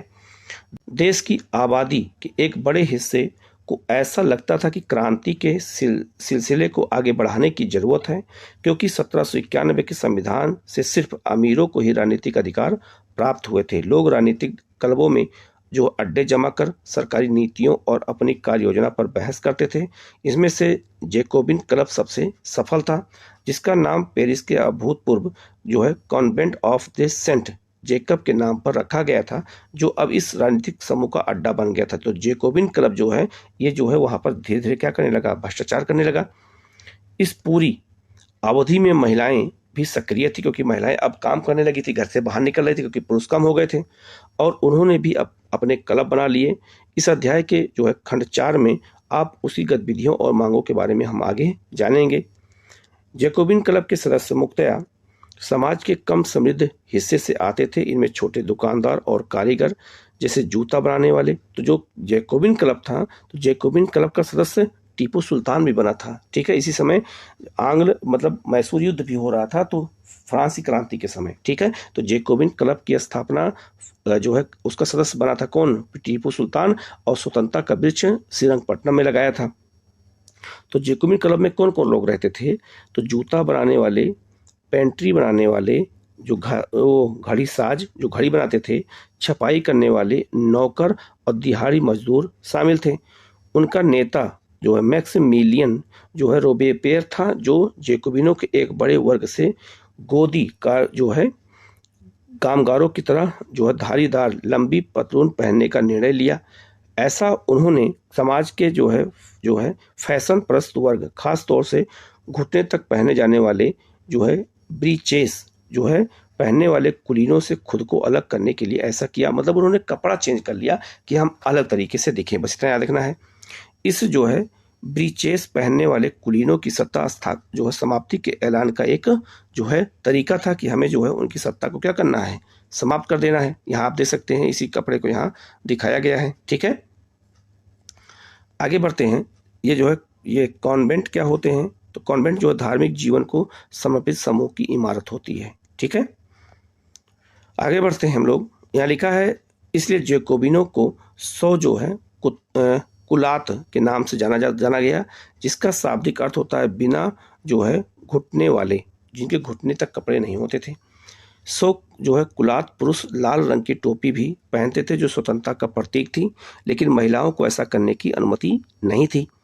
1792 की गर्मियों में जैकोबिनों ने खाद्य पदार्थों की महंगाई और अभाव से नाराज पेरिस वासियों को लेकर एक विशाल हिंसक विद्रोह की योजना बनाई। 10 अगस्त की सुबह उन्होंने ट्यूलेरिंग के महल पर धावा बोल दिया। वहां का एक राजा का महल था। राजा के रक्षकों को मार डाला और खुद राजा को कई घंटों तक बंधक बनाए रखा। किसने, आम जनता ने। बाद में असेंबली ने शाही परिवार को जेल में डाल देने का प्रस्ताव पारित किया। नए चुनाव कराए गए और 21 वर्ष से अधिक उम्र वाले सभी पुरुषों, चाहे उनके पास संपत्ति हो या नहीं हो, मत देने का अधिकार दे दिया गया। तब यहीं से राजा का अंत हो गया और यहीं जो है क्या दिया गया, असेंबली ने 21 वर्ष से जो है अधिक उम्र वाले सभी लोगों को मत देने का अधिकार दे दिया, चाहे उनके पास संपत्ति हो चाहे ना हो, और यहीं से गणतंत्र की क्या हो गई, स्थापना हो गई। नवनिर्वाचित असेंबली को जो है कन्वेंशन का नाम दिया गया और 21 सितंबर 1792 को इसने राजतंत्र का अंत कर दिया और फ्रांस को एक गणतंत्र घोषित किया। तो 1792 में फ्रांस में राजतंत्र समाप्त हो गया और गणतंत्र की स्थापना कर दी गई। जैसा कि आप जानते हैं, गणतंत्र सरकार वह स्वरूप है जहां सरकार और उसके प्रमुख का चुनाव जनता करती है। ठीक है, तो जैसे हमारे यहाँ जनता करती है प्रत्यक्ष रूप से, या वंशानुगत राजशाही नहीं है। तो याद रखना, जो गणतंत्र होता है वो वंशानुगत नहीं होता, जैसे मैंने आपको ऊपर समझाया था। आप कुछ अन्य गणतांत्रिक देशों के नाम के बारे में जानकारी प्राप्त करने की कोशिश करें और देखें कि कब और कैसे बने थे। तो हमारा देश भी गणतंत्र कब बना था, जो है 1950 में, जो हमारे यहाँ संविधान को पूर्ण रूप से लागू किया गया था। ठीक है, इसलिए हम गणतंत्र दिवस मनाते हैं। आगे लिखा है, लुई 16वें को न्यायपालिका द्वारा जो है देशद्रोही के रूप में मौत की सजा सुनाई गई। किसके द्वारा, न्यायपालिका के द्वारा। और 21 जनवरी 1793 को प्लेस डी ला कॉनकॉर्ड में उसे सार्वजनिक रूप से फांसी दे दी गई। किसे? लुई 16वां को। जल्द ही रानी जो है मेरी एंतोएतेन का भी जो है वही हश्र हुआ और उन्हें भी फांसी की सजा पर लटका दिया गया। ठीक है, तो देशद्रोह किसे कहते थे? जो अपने देश या सरकार से विश्वासघात करता था उसी को देशद्रोही कहा गया है। ठीक है, हम लोग आगे बढ़ते हैं। लिखा है आतंक राज, ये क्या होता है? लिखा है सन 1793 से लेकर के 1794 तक के काल को आतंक का युग कहा जाता है। कहाँ पर? तो फ्रांस में। ठीक है, क्यों कहा जाता है? तो लिखा है आगे, रोबेस्पियर ने नियंत्रण और दंड की सख्त नीतियां अपनाई। उसके हिसाब से गणतंत्र के जो भी शत्रु थे, कुलीन और पादरी, तो गणतंत्र के शत्रु कौन थे? कुलीन और पादरी और अन्य राजनीतिक दलों के सदस्य, उसकी कार्यशैली से असहमति रखने वाले पार्टी सदस्य, उन सभी को गिरफ्तार कर जेल में डाल दिया गया। तो जो लोग गणतंत्र का विरोध कर रहे थे सबको जो है कहाँ डाल दिया गया? जेल में। तो उसका नाम, उसको उसी को आगे चल के क्या कहा गया? आतंक राज। और एक क्रांतिकारी न्यायालय द्वारा उस पर मुकदमा चलाया गया। यदि न्यायालय उन्हें दोषी पाता तो गिलोटिन पर चढ़ाकर उसको जो है उसका सिर जो है कलम कर दिया जाता। गिलोटिन दो खंभों के बीच लटकते आरे वाली मशीन था। आप ये मैप पे देख सकते हैं, गिलोटिन यही था जिसपे आरे वाली मशीन था, जिस पर रख करके अपराधी के सिर क्या करते थे? धड़ से जो है अलग कर दिया जाता था। ठीक है, इस मशीन का नाम इसके आविष्कारक डॉक्टर गिलोटिन के नाम पर पड़ा था। ठीक है, तो ये सब काम उस समय होते थे जो अपराधियों को सजा देने के लिए। रोबेस्पियर सरकार ने कानून बनाकर मजदूरी और कीमतों की अधिकतम सीमा तय कर दी। तो इन्होंने क्या किया? वहाँ की जो सरकार बनी उन्होंने क्या किया? मजदूरी और कीमतों की अधिकतम सीमा को क्या किया? तय कर दिया। गोश्त और जो है, गोश्त मतलब हो गया मांस, और पाव रोटी मतलब ब्रेड की रसनिंग कर दी गई, मतलब उसकी भी जो है कीमत तय कर दी गई। किसानों को अपना अनाज शहरों में ले जाकर के सरकार द्वारा तय कीमत पर बेचने के लिए बाध्य किया गया। अपेक्षाकृत महंगे कपड़े, आटे के इस्तेमाल पर रोक लगा दी गई, मतलब कोई महंगा कपड़ा नहीं पहन सकता है और आटा का इस्तेमाल नहीं कर सकता है। मतलब ब्रेड खाओ लेकिन आटे का इस्तेमाल न करो। तो इस सब जो व्यवस्था की गई है इसी को नाम क्या दिया गया? आतंक राज दिया गया। ठीक है, निर्दोष लोगों को जेल भेज देना और जो है ऐसी कीमतें तय करना जिससे आम जनता परेशान हो जाए। ठीक है, सभी नागरिकों के लिए साबुत गेहूं से बनी और बराबरी का प्रतीक मानी जाने वाली समता रोटी खाना अनिवार्य कर दिया गया। ठीक है, बोलचाल और संबोधन में भी बराबरी का आचार व्यवहार लागू करने की कोशिश की गई। परंपरागत जो है मयूर महाशय और जो है मदाम महोदया के स्थान पर अब सभी फ्रांसीसी पुरुषों और महिलाओं को जो है क्या कहा जाने लगा? नागरिक। तो नागरिक को क्या कहते थे? सितोएन और सितोइन, नागरिका के नाम से संबोधित किया जाने लगा। तो याद रखना, जहाँ पे पहले महाशय और महोदया लगाते थे महिलाओं पुरुष के नाम के आगे, उसके स्थान पर अब नागरिक और नागरिका का नाम इस्तेमाल होने लगा। चर्चों को बंद कर दिया गया। जो चर्च थे जो है ईसाई धर्म के, उनको क्या किया गया? बंद कर दिया गया और उनके भवनों को बैरक या जो है दफ्तर बना दिया गया। तो जो चर्च थे उनको या तो सेना का बैरक बना दिया गया, मतलब सेना को रखने के लिए, या फिर जो है उन्हें किसी जो है क्या कहते हैं विभाग का उसे दफ्तर या ऑफिस या विभाग बना दिया गया, मतलब ठीक है ऑफिस बना दिया गया। रोबेस्पियर ने अपनी नीतियों को इतनी सख्ती से लागू किया कि उसके समर्थक भी त्राही त्राही करने लगे। मतलब इतना ज्यादा उसने आतंक राज स्थापित किया कि जो उसके भी समर्थक थे वो भी जो है इससे परेशान हो गए। अंततः जुलाई जो है 1794 में न्यायालय द्वारा उसे दोषी ठहराया गया और गिरफ्तार करके अगले ही दिन उसे गिलोटिन पर चढ़ा दिया गया। तो याद रखना, जो रोबेस्पियर था उसको जो है क्या किया गया? गिलोटिन पर चढ़ा करके मार दिया गया। तो न्यायालय द्वारा उसको गिरफ्तार जो है सजा सुनाई गई, क्योंकि 2 साल में उसने क्या किया? पूरे जो है फ्रांस में जो है आतंक का माहौल पैदा कर दिया। आगे लिखा है डायरेक्टरी जो है शासित फ्रांस। ये क्या है? जैकोबिन सरकार के पतन के बाद मध्य वर्ग के संपन्न तबके के पास सत्ता आ गई। तो जो याद रखना, जो जैकोबिन क्लब था, जो वहाँ की सरकार थी, उसको नष्ट हो गई, फांसी पे उसको चढ़ा दिया गया, मतलब उसका गला काट दिया गया। फिर मध्यम वर्ग की जो है सरकार आई। नए संविधान के तहत संपत्तिहीन जो है तबके को मताधिकार से वंचित कर दिया गया। इस संविधान में 2 चुनी हुई विधान परिषदों का प्रावधान था। इन परिषदों में ने 5 सदस्यों वाली एक कार्यपालिका डायरेक्टरी, ठीक है, डायरेक्टरेट को नियुक्त किया। इस प्रावधान के जरिए जैकोबिनों के शासनकाल वाली एक व्यक्ति केंद्रित कार्यपालिका से बचने की कोशिश की गई। मतलब यहाँ पर कार्यपालिका के स्थान पर जो है एक ऐसी सरकार बनाई गई जो बिल्कुल तानाशाही तरीके से काम कर सके। लेकिन डायरेक्टरों का झगड़ा अक्सर विधान परिषदों से होता और तब परिषद उन्हें बर्खास्त करने की चेष्टा करती।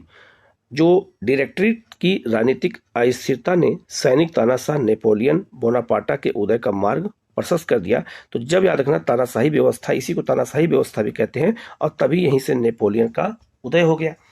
सरकार के स्वरूप में इन सभी परिवर्तनों के दौरान स्वतंत्रता, विधि सम्मत समानता और बंधुत्व प्रेरक आदर्श बने रहे। इन मूल्यों ने आगामी सदी में न सिर्फ फ्रांस बल्कि बाकी यूरोप के राजनीतिक आंदोलनों को भी प्रेरित कर दिया। ठीक है, आगे बढ़ते हैं। लिखा है, क्या महिलाओं के लिए भी क्रांति हुई थी? तो आप देख सकते हैं महिलाएं भी जो है यहाँ पर क्रांति के लिए जो है देख सकते हैं आगे निकलती हुई दिखाई दे रही हैं। कुछ कुल्हाड़ी को ली हुई हैं, कुछ जो है आप देख सकते हैं कुल्हाड़ी, कुछ बल जो है भाले को ली हुई हैं। तो अलग अलग हथियार, तलवार लेकर के, तो अलग अलग हथियार लेकर महिलाएं भी जो है वर्साय की ओर कूच करती हुई, ये महिलाओं को भी यहाँ पे चित्र में दिखाया गया जब ये फ्रांस की क्रांति हुई थी। ठीक है, तो यहाँ लिखा है, महिलाएं शुरू से ही फ्रांसीसी समाज में इतने अहम परिवर्तन लाने वाली गतिविधियों में सक्रिय रूप से शामिल थी। तो वहाँ की महिलाएं शुरू से ही शामिल थी। उन्हें उम्मीद थी कि उनकी भागीदारी सरकारी जो है क्रांतिकारी सरकार को उनका जीवन सुधारने हेतु जो है ठोस कदम उठाने के लिए प्रेरित करेगी। तीसरे स्टेट्स की अधिकांश महिलाएं जीविका निर्वाह के लिए काम करती थी। मतलब वो अपने जीवन के लिए ही काम करती थी, निर्वाह के लिए, उनसे ज़्यादा राजनीति से मतलब नहीं था। वह सिलाई बुनाई, कपड़ों की धुलाई करती थी, बाजारों में फल फूल सब्जियां बेचती थी, अथवा जो है संपन्न घरों में घरेलू काम करती थी। बहुत सारी महिलाएं वेश्यावृत्ति करती थी। अधिकांश महिलाओं के पास पढ़ाई लिखाई तथा व्यावसायिक प्रशिक्षण के मौके नहीं थे। केवल कुलीनों की लड़कियां अथवा तीसरे स्टेट्स के धनी परिवारों की लड़कियां ही कॉन्वेंट में पढ़ सकती थी। तो महिलाओं की स्थिति के बारे में यहाँ पे बहुत अच्छे से चित्रण किया गया है। इसके बाद उनकी शादी कर दी जाती थी। कामकाजी महिलाओं को अपने परिवार का पालन पोषण भी करना पड़ता था, जैसे खाना पकाना, पानी लाना, लाइन लगाकर पाव रोटी लाना, बच्चों की देखरेख आदि करना। उनकी जो है मजदूरी पुरुषों की तुलना में कम भी होती थी।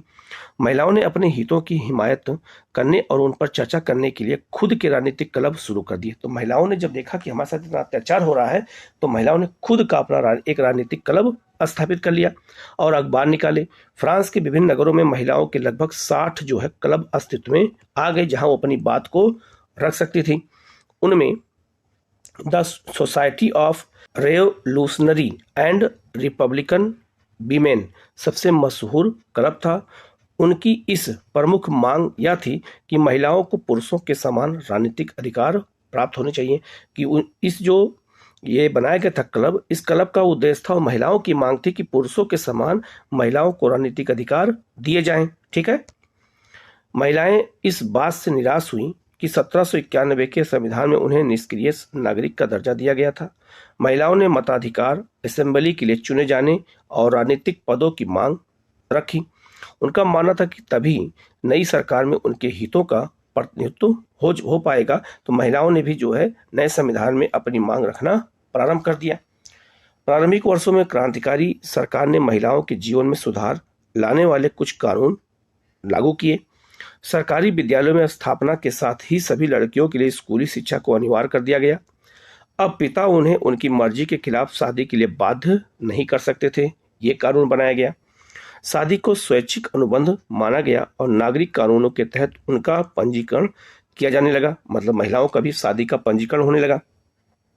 तलाक को कानूनी रूप दे दिया गया और मर्द औरत मतलब पुरुष और महिला दोनों को ही उसकी जो है अर्जी देने का अधिकार दे दिया गया। मतलब यह हुआ कि महिलाएं भी अर्जी दे सकती हैं जो है कि हमें तलाक चाहिए।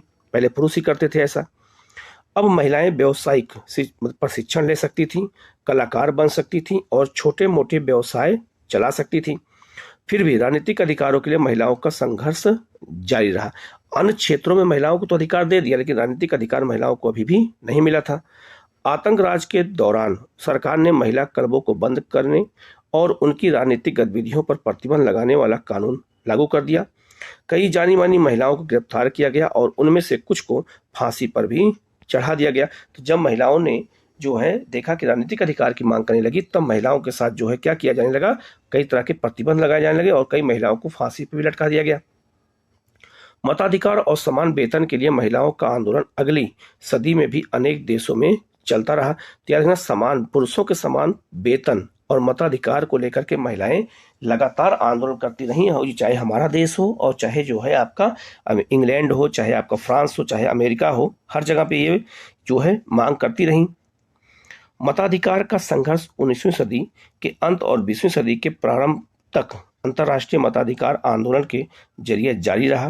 क्रांतिकारी आंदोलन के दौरान फ्रांसीसी महिलाओं की राजनीतिक सरगर्मियों को प्रेरक स्मृति के रूप में जिंदा रखा गया। अंततः सन 1946 में फ्रांस की महिलाओं ने मताधिकार हासिल कर लिया। तो जाके जब जो है 1946 में जो है महिलाओं को भी मताधिकार दिया गया फ्रांस में, जबकि इंग्लैंड ने 1920 में दिया था, 18 में दिया था, और अमेरिका ने 1920 में जो है महिलाओं को मताधिकार दिया। और हमारे देश में जो है 1919 के अधिनियम द्वारा मत देने का अधिकार महिलाओं को पहली बार हमारे देश में दिया गया था, 1919 के अधिनियम के द्वारा। ठीक है, अब हम लोग आगे बढ़ते हैं। लिखा है क्रांतिकारी महिला ओल्प्स दे गूज का जीवन। ये क्वेश्चन पूछा जा सकता है इनके बारे में। तो लिखा है ओल्प्स दे गूज क्रांतिकारी फ्रांस की राजनीतिक रूप से सक्रिय महिलाओं में से एक महत्वपूर्ण थी। उन्होंने संविधान तथा पुरुष और नागरिक अधिकार घोषणा पत्र का विरोध किया। तो जो पुरुषों के लिए नागरिक अधिकार पत्र आया था उनमें इनका विरोध किया इन्होंने, और कहा कि महिलाओं के लिए भी अधिकार पत्र होना चाहिए, केवल पुरुषों के लिए नहीं होना चाहिए, क्योंकि इसमें महिलाओं को मानव मात्र के मूलभूत अधिकारों से क्या किया गया था, वंचित कर दिया गया। इसीलिए उन्होंने सन 1791 में महिला और नागरिक अधिकार घोषणा पत्र तैयार किया। तो इन्होंने पुरुषों के समान महिलाओं का नागरिक अधिकार पत्र तैयार किया, जिसे महारानी और नेशनल असेंबली के सदस्यों के पास मांग करते हुए भेजा गया कि इस पर कार्यवाही की जाए। सन जो है 1793 में जो है किनको, तो दे गूज ने जो है महिला क्लबों को जबरदस्ती बंद कर देने के लिए जैकोबिन सरकार की आलोचना की। उन पर नेशनल कन्वेंशन द्वारा देशद्रोह का मुकदमा चलाया गया और इसके तुरंत बाद उन्हें फांसी पर लटका दिया गया। तो कई महिलाओं ने जब अपने अधिकारों की मांग की तो उन्हें फांसी पर लटका दिया गया, जिसमें जो है एक जो है ओल्प्स दे गूज भी थी। ठीक है, जो फ्रांस में जो है इन्होंने काफी परिवर्तन के लिए काम किया था। तो इन्होंने जो घोषणा पत्र तैयार किया था महिलाओं के लिए, इन्होंने उसमें क्या कहा था, तो लिखा है औरत मतलब महिला जन्मना स्वतंत्र है और अधिकारों से पुरुषों के समान है। इन्होंने ये कहा था सभी राजनीतिक संगठनों का लक्ष्य पुरुष और महिला के नैसर्गिक अधिकारों को संरक्षित करना है। ये अधिकार है स्वतंत्रता, संपत्ति, सुरक्षा और सबसे बढ़कर शोषण के प्रतिरोध का अधिकार, ये इन्होंने बताया। समग्र संप्रभुता का स्रोत राष्ट्र में निहित है और पुरुषों और महिलाओं के संघ के सिवाय कुछ नहीं है। जो इन्होंने ये घोषणा पत्र तैयार किया था उससे कुछ मूलभूत अधिकार थे, उसी के बारे में बताया गया है। कानून समान इच्छाओं की अभिव्यक्ति होनी चाहिए। सभी महिला और पुरुष नागरिकों का या तो व्यक्तिगत रूप से या अपने प्रतिनिधियों के माध्यम से विधि निर्माण में दखल होना चाहिए, या सभी के लिए समान होना चाहिए और सभी महिला पुरुष नागरिक अपनी योग्यता और प्रतिभा के बल पर समान रूप से बिना किसी भेदभाव के हर तरह के सम्मान और जो है सार्वजनिक पद के हकदार हैं। इन्होंने ये बात कहा था महिलाओं के पक्ष में। आगे इन्होंने जो है कोई भी महिला जो अपवाद नहीं है, वह विधि सम्मत जो है प्रक्रिया द्वारा अपराधी ठहराई जा सकती है, गिरफ्तार और नजरबंद की जा सकती है। पुरुषों की तरह महिलाएं भी इस कठोर कानून का पालन करें। तो महिलाओं को भी जो है ये कहा गया था कि महिलाएं कानून से ऊपर नहीं है और महिलाओं को भी वही काम करना पड़ेगा जो काम पुरुषों को करना पड़ेगा। ठीक है, आप यहाँ पे एक चित्र देख सकते हैं। यहाँ पे जो चित्र बना है इसमें बेकरी की दुकान पर कतार में महिलाएं खड़ी हैं। तो महिलाओं को जो है ब्रेड लेने के लिए भी आप देख सकते हैं सिपाही यहाँ पे खड़े हैं और उनके बीच में जाकर के जो है लाइन में जा करके इनको ब्रेड लेने के लिए भी लाइन में लगना पड़ता था। तो ये सब समस्याएं उस समय फ्रांस में थी। ठीक है, लिखा है दास प्रथा का उन्मूलन। तो दास प्रथा का उन्मूलन कैसे हुआ उसी चीज को यहाँ पर आगे बताया गया फ्रांस में। तो लिखा है फ्रांसीसी उपनिवेशों, उपनिवेश मतलब हो गए जहाँ पर उन लोगों ने कब्जा कर रखा था जिन देशों पर, तो फ्रांसीसी उपनिवेशों में दास प्रथा का उन्मूलन जैकोबिन शासन के क्रांतिकारी सामाजिक सुधारों में से एक था।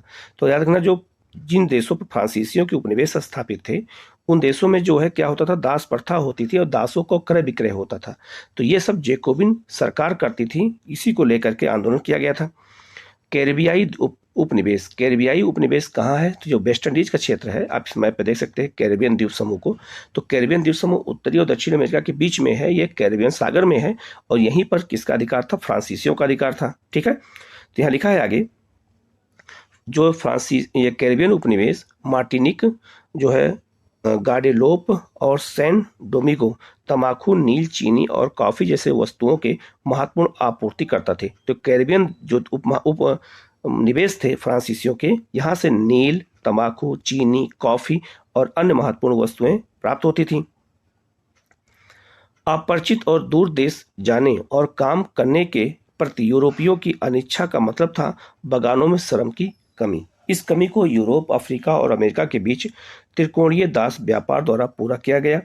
दास व्यापार 17वीं शताब्दी में शुरू हुआ और फ्रांसीसी सौदागर जो है बोदरे या नात्रे बंदरगाह से अफ्रीका तट पर जहाज ले जाते थे, जहां वह स्थानीय सरदारों से दास खरीदते थे। दासों को दाग कर, और दाग मतलब उन पर निशान लगा के, गरम किसी चीज, गरम वस्तु से उनको दाग देते थे, मतलब उनके ऊपर निशान लगा देते थे, और हथकड़ियां डालकर अटलांटिक महासागर के पार कैरिबियन देशों तक 3 माह की लंबी समुद्री यात्रा के लिए जो है जहाजों में ठूस करके, मतलब उनको भर करके लाते थे। तो दासों को साथ कोई भावनात्मक लगाव नहीं होता था। तो ये लोग अफ्रीका, जैसे मान लीजिए आपका ये अफ्रीका है, जैसे मान लीजिए आपका ये अफ्रीका है, तो अफ्रीका से दासों को लाते थे और यहाँ पर आपका कैरिबियन द्वीप समूह, तो वहाँ ला करके लोगों को और काम कराते थे। ठीक है, फ्रांसीसी लोग। आगे लिखा है, वहाँ उन्हें बगान मालिकों को बेच दिया जाता था। बगान मालिक कौन, जो नील और चाय लगाते थे। दास श्रम के बल पर यूरोपीय बाजारों में चीनी, कॉफी और नील की बढ़ती मांग को पूरा करना संभव हो गया। तो जब ये दास पहुंच गए और बगानों में काम करने लगे, तो यूरोप में सारी वस्तुएं पहुंचने लगी, चाहे नील हो, कपास हो, कॉफी हो, कुछ भी हो, चीनी हो।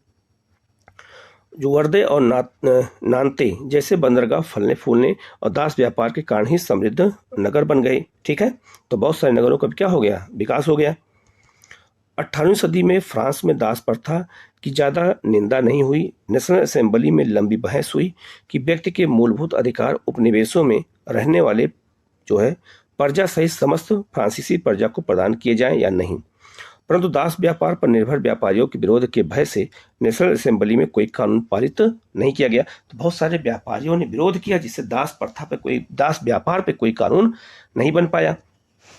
लेकिन अंततः 1794 में कन्वेंशन ने फ्रांसीसी उपनिवेशों में सभी दासों की मुक्ति का कानून पारित कर दिया, पर यह कानून एक छोटी सी अवधि तक ही लागू रहा। 10 वर्ष बाद नेपोलियन ने दास प्रथा पुनः शुरू कर दी। तो नेपोलियन ने दास प्रथा क्या किया, पुनः लागू कर दिया, क्योंकि उसको जानता था कि इससे फ्रांस का ही हित है। बगान मालिकों को अपने आर्थिक हित साधने के लिए अफ्रीकी निग्रो लोगों को गुलाम बनाने की स्वतंत्रता मिल गई। और निग्रो कौन होते हैं, जो अफ्रीका के काले लोग होते हैं।